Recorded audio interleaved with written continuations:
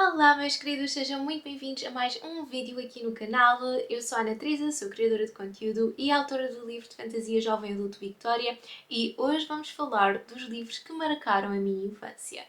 E quando eu digo aqui infância também digo adolescência, porque houve todo aquele período de quinto até ao nono ano, não é? Em que estamos a deixar de ser crianças e estamos a começar a ser adolescentes e eu usava na mesma a mesma biblioteca da escola e, portanto, também houve aqui todo um mundo que eu de alguma forma fiz a transição, mas que não notei na altura que estava a fazer essa transição. Então, vamos falar aqui dos livros que me marcaram e que de alguma forma também marcaram muito a minha personalidade na altura. Eu sou aquela pessoa que quando estou a ler alguma coisa, eu de alguma forma absorvo os sentimentos, as vibes dessas personagens, sabem? E até me lembro de um vídeo que eu fiz já há algum tempo em que eu estava a sentir muito sombria porque estava a ler a Poppy War da R.F. Kuang. E então depois disso eu tive que ir para imensos romances fofinhos porque lá está, eu estava muito sombria, gente, é mesmo. Portanto, é isso e eu acho que de alguma forma estes livros marcaram a minha infância, marcaram o meu comportamento e todas as coisas pelo meio e eu hoje sou a pessoa que sou também muito por causa destes livros. Vamos começar por um livro que eu acho que não há assim muita gente a falar, mas ele é considerado um clássico da literatura e é O Beleza Negra de Anne Sewell. E neste livro nós temos a vida de um cavalo. E este livro era muito fininho, muito laranja, que eu acho que já nem sequer consigo encontrar tipo uma capa semelhante a essa. Ele já estava tipo todo plastificado, tipo em duas, três vezes. Era um livro que estava naquela biblioteca, mas mesmo muito antigo. E então ele veio para casa e chorei baba e ranho e foi um ugly sobbing total. E depois ainda por cima, pelos vistos, também há o filme e eu lembro-me de ter terminado o livro e de ter aparecido o filme assim logo e foi do género, foi ainda mais emotivo. Então este livro marcou-me profundamente.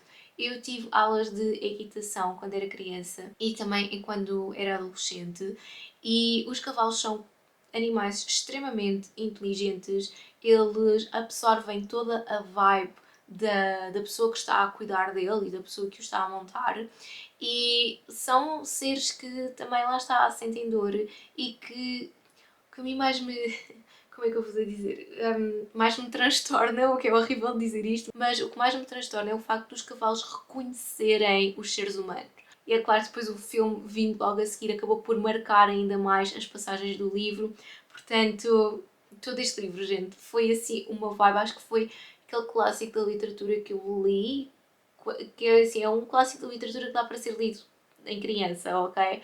Mas marcou-me profundamente. Ok, agora vamos à parte em que eu começo também a descobrir outros géneros de livros, assim que envolvam um bocadinho mais de magia.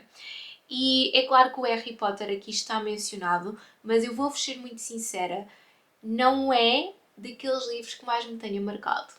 E então vamos falar de outro. O que mais me marcou foi a Teodora, de Luísa Fortes da Cunha, que é uma autora portuguesa. E vocês hoje em dia já não encontram estes livros. Talvez os encontram em segunda mão ou os encontrem como fim de estoque da editora. Mas a autora escreveu imensos livros da Teodora. E eu marfava-os todos como se não houvesse amanhã. E depois o que eu acho super engraçado, e eu sei que não sou a única pessoa a ter isto também, que era quando eu era criança, gente, quando eu andava na escola, eu lia livros de 300, 400, 500 páginas, 600 páginas numa semana. Tipo, não havia problema nenhum. Era época de testes, não há stress, a pessoa só lê um livro de 500 páginas. Hoje em dia, primeiro que eu consiga ler um livro de 500 páginas, eu demoro um mês e meio. O que eu acho absolutamente estrondoso, tipo, a diferença. Lá está, hoje em dia também temos outras tarefas e isso tudo, mas eu estudava, eu tirava boas notas e ao mesmo tempo eu conseguia ler, devorar livros inteiros. Como é que isto é possível? Eu não sei. E então a biblioteca sabia que tinha ali um mini clube de fãs da Teodora, porque eu não era a única a devorar os livros da Teodora, como é óbvio, e então sempre que saía um livro uma ou 2 semanas depois estava na biblioteca e depois era toda uma luta, tipo, para ver quem é que conseguia ler logo a seguir e isso tudo. E eu até me lembro de um livro da Teodora em que, eu não sei que período é que nós tínhamos, acho que tínhamos para aí 2 semanas ou algo que foi para ler os livros e eu lembro-me perfeitamente de já ter renovado uma vez, portanto já tinha o livro há um mês e eu estava mesmo assim nas páginas finais, mesmo, mesmo, mesmo. Mas quando eu fui para renovar, porque nós podíamos renovar até 2 vezes, não me deixaram porque já havia lista de espera. E eu fiquei tão triste. Vocês estão a ver o que é? Só vos faltar tipo 10, 15 páginas para acabar o livro e é do género, e não podem acabar de ler o livro. Eu não sei como é que eu aguentei 2 semanas, gente. Eu não faço ideia. Eu sei é que eu perguntei ao cara, mas posso ir para a lista de espera agora? E a senhora disse que sim. E então 2 semanas eu tive o livro e li as últimas 10, 15 páginas que me faltavam. Mas, gente, a tortura. Eu fui torturada quase enquanto criança, porque como é que se deixa um leitor faltar 10 ou 15 páginas? Não sei.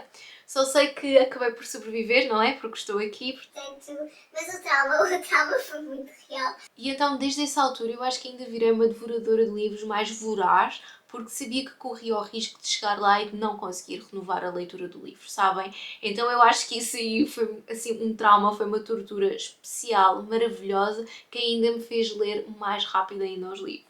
E depois também houve uma série de livros que eu acho que hoje em dia já não é assim tão falado, mas são as crónicas de Spiderwick. E gente, as crónicas de Spiderwick são escritas pela Holly Black. Portanto, eu tinha entre os 10, 11, 12 anos a ler as crónicas de Spiderwick. E quando eu tinha 20 anos, eu li O Príncipe Cruel. Ou seja, a Holly Black é aquela autora que escreve para todas as idades. E eu estou profundamente chocada porque eu só descobri esta informação há muito pouco tempo e eu adorava as crónicas de Spiderwick. Acho que hoje em dia talvez não sejam assim os livros mais badalados de todo o sempre, mas eles têm uma série enorme de livros e têm monstros e essas coisas todas assim mais estão a ver, e ao mesmo tempo é todo cheio de magia e aquilo era aterrador para mim, porque aquilo pelo menos para mim já roça um bocadinho o terror, estão a perceber, por causa dos monstros. Mas eu não conseguia parar de ler. Eu li, na altura eu não sei se havia 6 ou 7 livros, mas eu li esses 6, 7 livros todos, porque eu não conseguia parar de ler, tipo, era viciante, mesmo por causa da vibe do terror. Eu hoje percebo que era mais do género, era adição à adrenalina, estão a ver?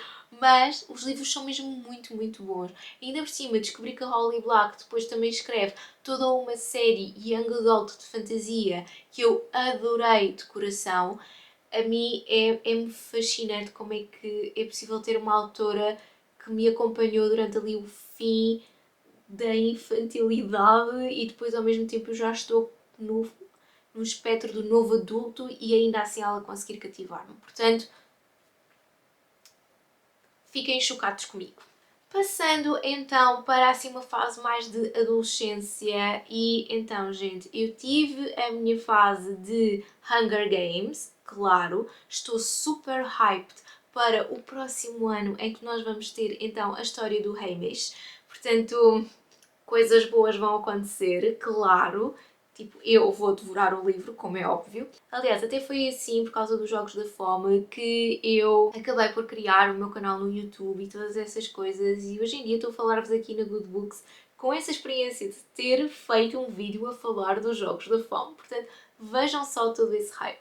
Mas ainda antes desse, que tem um lugar muito, muito especial para mim, os Jogos da Fome no meu coração, houve toda uma época, a começar assim nos 13 anos e depois a ir até mais do que o esperado. E é o Crepúsculo.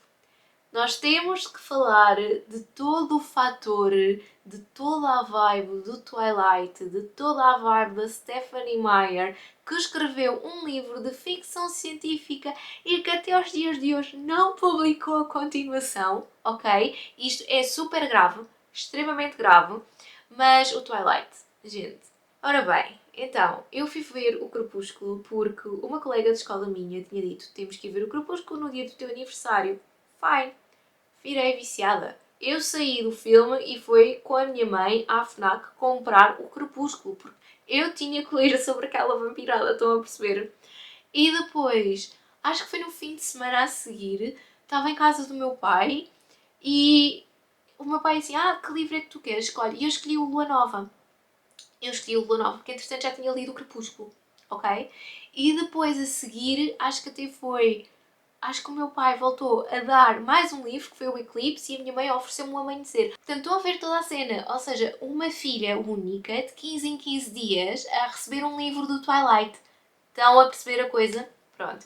E depois, lembro-me de O Amanhecer ainda não ter saído e então nós irmos, eu e a minha mãe, irmos na altura ao centro comercial para obter o Amanhecer, porque o Amanhecer era suposto sair à meia-noite. Mas depois afinal não estava lá ninguém preparado para dar exemplares do Amanhecer à meia-noite, então voltamos para casa e eu tive o livro no dia a seguir. Pronto, foi essa a grande história.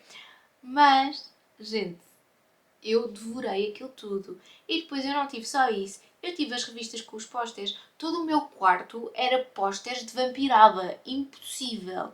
Depois eu tive toda aquela fase... Sabem aqueles livros sobre os filmes, com toda a cinematografia dos filmes? Eu tive isso tudo. Dos 4 também. Eu tive o colar da Alice Cullen, os meus keychains eram todos com os símbolos dos Volturi, dos Cullen, tipo disto, aquilo, daquilo outro. Vocês não tão bem a ver. Eu vivia, eu respirava Crepúsculo e ficava sempre profundamente ofendida sempre que alguém falava mal ou do filme, ou do livro, ou da história, ou o que fosse.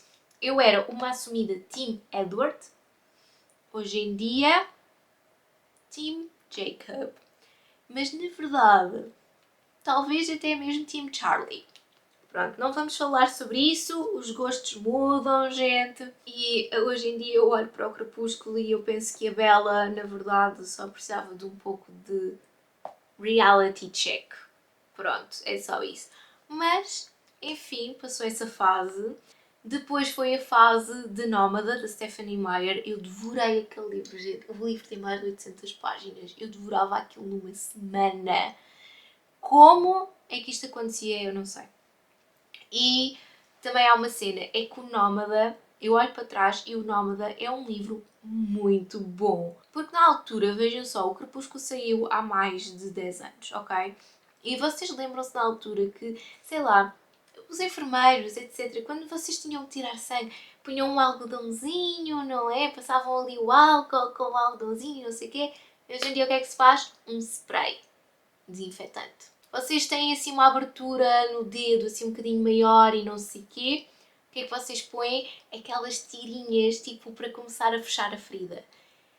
E a Stephanie Meyer falava disto no Nómada, gente, e eu estou simplesmente chocada. Eu não sei se alguma vez vou reler o Nómada, eu quero muito reler o Nómada, mas quero reler no dia em que a Stephanie Meyer publicar o segundo livro. Porque entretanto ela também já publicou outros livros e nenhum era o Nómada. E eu não sei como nem porquê. Estão a ver? Porque é de facto um livro de sci-fi muito bom. Pelo menos para a altura era. Se calhar hoje em dia, lá está, se calhar já é demasiado próximo da realidade, o que nos vai assustar bastante.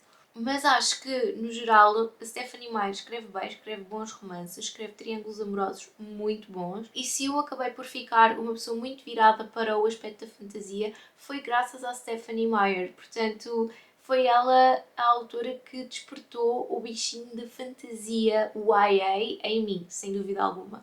E então, para finalizar, quero só dar aqui algumas menções honrosas à House of Night, que também tinha muita vampirada pelo meio e aquilo mais ou menos a meio também virou um bocado estranho.